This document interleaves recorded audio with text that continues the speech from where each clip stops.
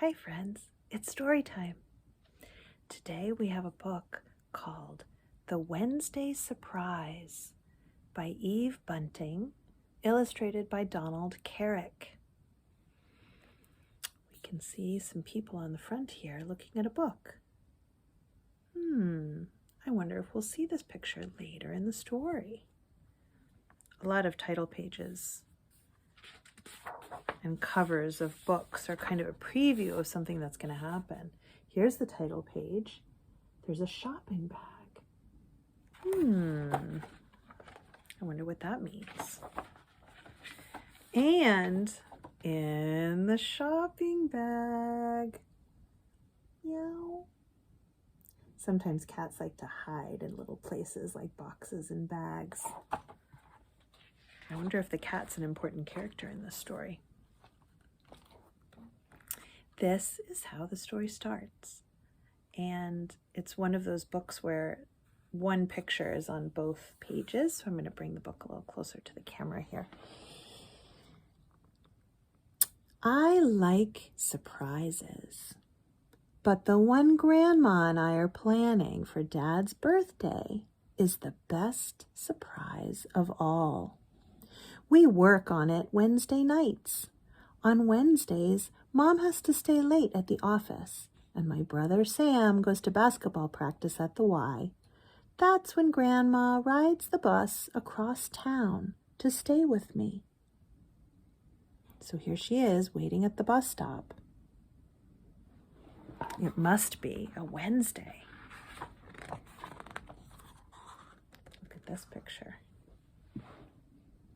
I watch for her from the window, and I blow on the glass to make breath pictures while I wait.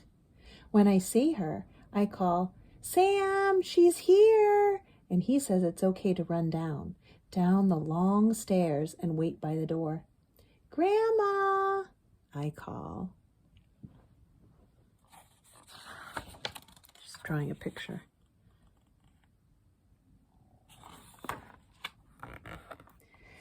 "Anna!"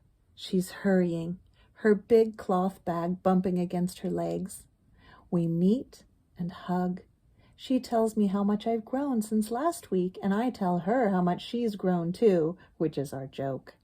Between us, we carry her lumpy bag upstairs. I show Grandma my breath picture, if it's still there. Mostly she knows what it is. Mostly she's the only one who does. It looks like Anna and her grandma are very close.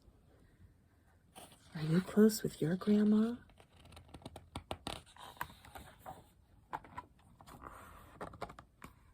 It's kind of nice when grandma can come to stay with the kids, isn't it? Sometimes grandmas live far away and the kids don't get to see the grandma very much, but in this family, the grandma comes every week. On Wednesday nights, we have hot dogs. "Have you heard from your dad?" Grandma asks Sam. "Oh, he'll be back Saturday, same as always," Sam says, "in time for his birthday." "His birthday?" Grandma raises her eyebrows as if she'd forgotten all about that. Grandma is some actress. When Sam goes, she and I do the dishes. Then we get down to business. Grandma was just pretending she didn't know when Daddy's birthday was. That's why Anna said she's an actress. She was acting. Look at these cozy pictures of Anna with her grandma. I sit beside her on the couch, and she takes the first picture book from the bag. We read the story together, out loud, and when we finish one book, we start a second. We read for an hour, get some ice cream, then read some more. Grandma gives me another hug. "Only 7 years old and smart as paint already." I'm pleased. "They're all going to be so surprised on Saturday," I say. I'm a little curious too about what's going to happen on Saturday. When Sam comes home, we play card games, and when Mom comes, she plays too. "You'll be here for the birthday dinner?" Mom asks as Grandma is getting ready to leave. Oh, yes, the birthday, Grandma says vaguely, as if she'd forgotten it again. As if we hadn't been working on our special surprise for weeks and weeks. Grandma is so tricky. I'll be here, she says. I guess that's part of the surprise, that she's not even thinking about the birthday. She's pretending. Sam walks Grandma to the bus stop. As they're going down the stairs, I hear him say, "What have you got in this bag, Grandma? Bricks?" That makes me smile, because the bag was heavy. Papa comes home Saturday morning, and we rush at him with our happy birthdays. He has brought Sam a basketball magazine and me a pebble, smooth and speckled as an egg, for my rock collection. I found it in the desert, close to the truck stop, he says. It was half covered with sand. I wonder where the daddy was. I hold it, imagining I can still feel the desert sun hot inside it. How long did it lie there? What kind of rock is it? Dad has stopped to pick wildflowers for Mom. They're wilting, and she runs to put them in water. Then Dad has to go to bed because he's been driving his big truck all through the night. Aha.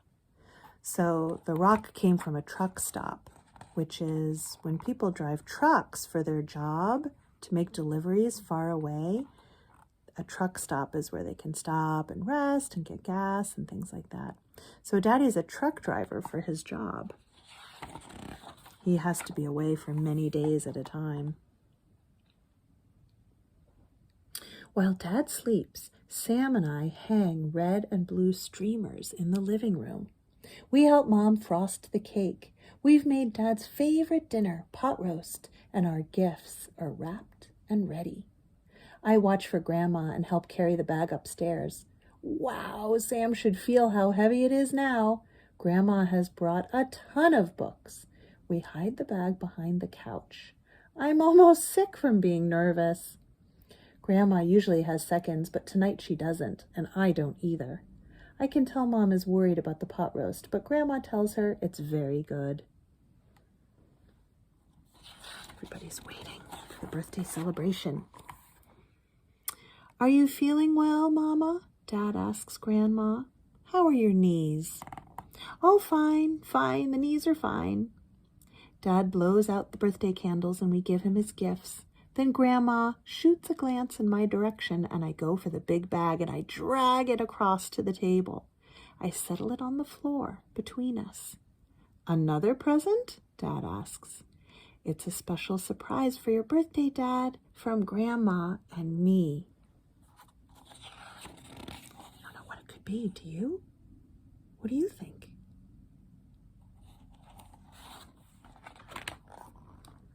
My heart is beating awfully fast as I unzip the bag and give the first book to Grandma. It's called Popcorn.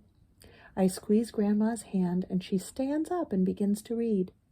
Mom and Dad and Sam are all astonished. Dad jumps up and says, "What's this?" But Mom shushes him and pulls him back down.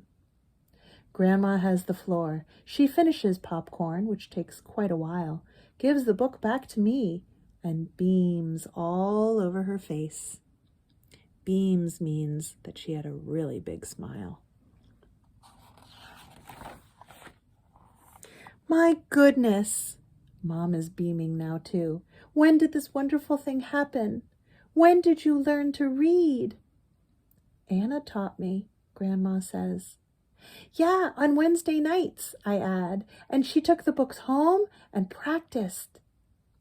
You were always telling me to go to classes, Grandma says to Dad. She looks at Mom. You must learn to read, you said. So I come to Anna.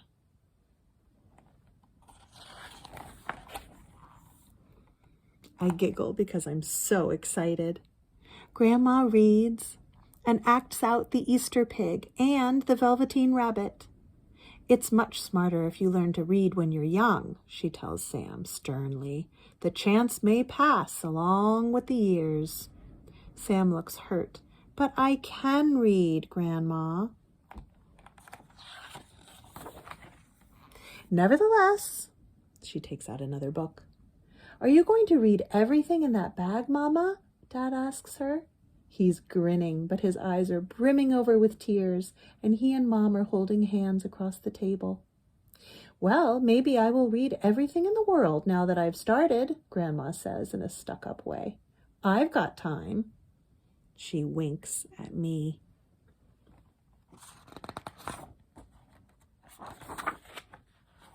So, Anna, what do you think?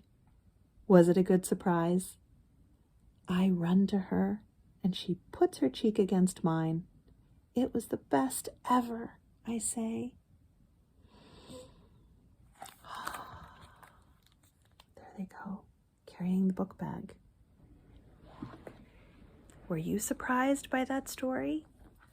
Did you know that some grown-ups don't know how to read? Maybe you've never met a grown-up that didn't know how to read. But Anna's grandma didn't know how to read, and Anna taught her how. Anna probably learned to read pretty recently herself. Sometimes kids can teach things to grown-ups. When this grandma was a little girl, maybe she didn't even go to school. In the olden days, not all kids went to school, and not all people learned to read. Now that Anna's grandma can read, she's going to have a lot of great books to look at and enjoy, right? Thank you for coming to Story today. I'll see you again on another day. Bye.